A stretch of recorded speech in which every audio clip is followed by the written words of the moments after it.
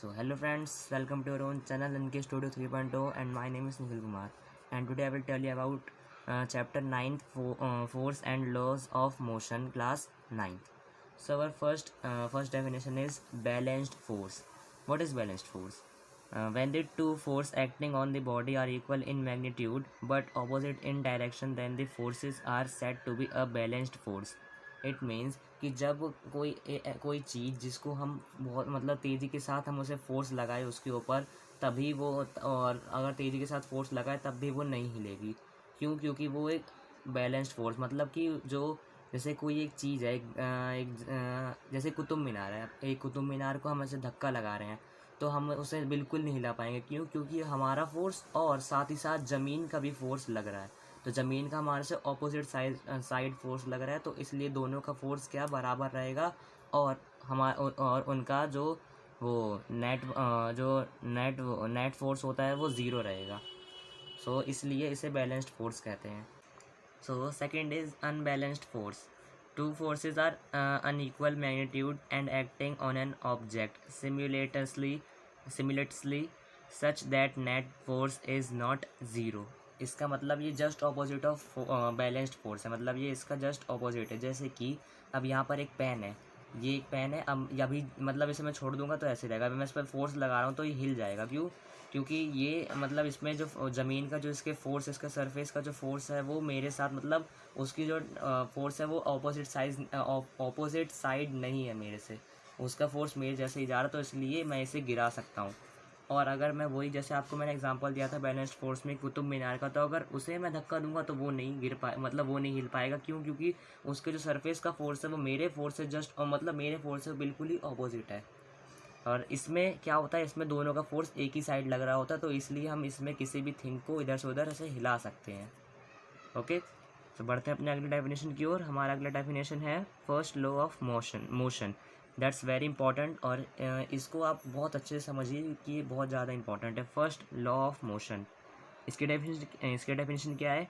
N object remains in a state of rest और a uniform motion in a straight line unless compelled to change that state by an applied force.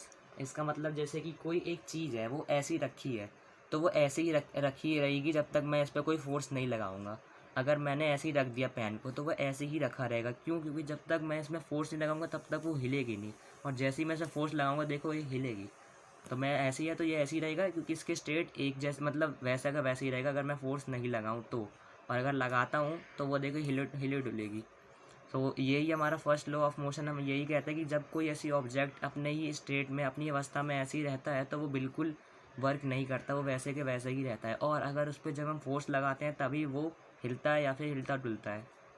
Okay, तो first law of motion हमें यही बताता है। So second law of motion is it states that the force acting on the body is equal to the product of its mass and acceleration.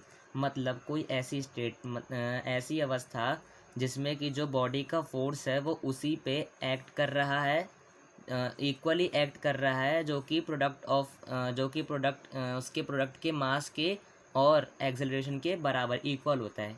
इसका मतलब है कि कोई ऐसी अवस्था जिस पे जो बॉडी है वो उसका force product of its mass and acceleration के इक्वल है। मतलब जो उस बॉडी पर फोर्स रख रहा है, फोर्स लग रहा है, वो उसी बॉडी, मतलब उसी प्रोडक्ट के मास मतलब होता है द्रव्यमान, और एक्सेलरेशन मतलब होता है कि गति का मतलब बढ़ना, गति वृद्धि। तो इन दोनों के वो इक्वल होता है, जिसको हम एक तरीके से डिस्क्राइब कर सकते हैं F is equals to M A. F इधर क्या, एफ इधर दे रखा है फोर्स, एम इधर दे रखा है मास, और ए इधर दे रखा है acceleration. So the third law of motion is, it states that for every action force in nature there is an equal and opposite reaction.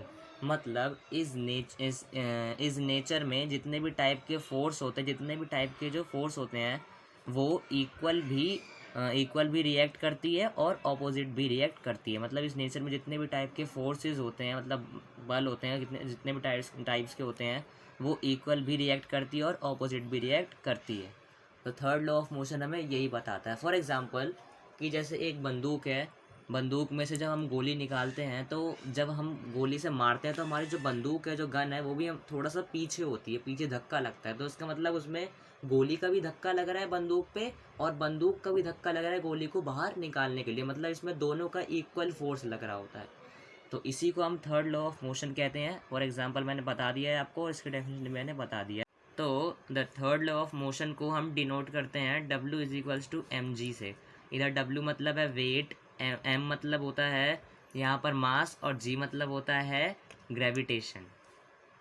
So friends, video अच्छी लगी हो तो लाइक करिए, सब्सक्राइब करिए, और जितने ज़्यादा हो सके अपने दोस्तों को, अपने रिलेटिव्स को शेयर करिए। और मेरे को अपनी राय लिख के बताइए कमेंट बॉक्स में कि आपको वीडियो कैसी लगी, और मतलब क्या उसमें अच्छे लगे आपको, कौन कौन से डेफिनेशंस।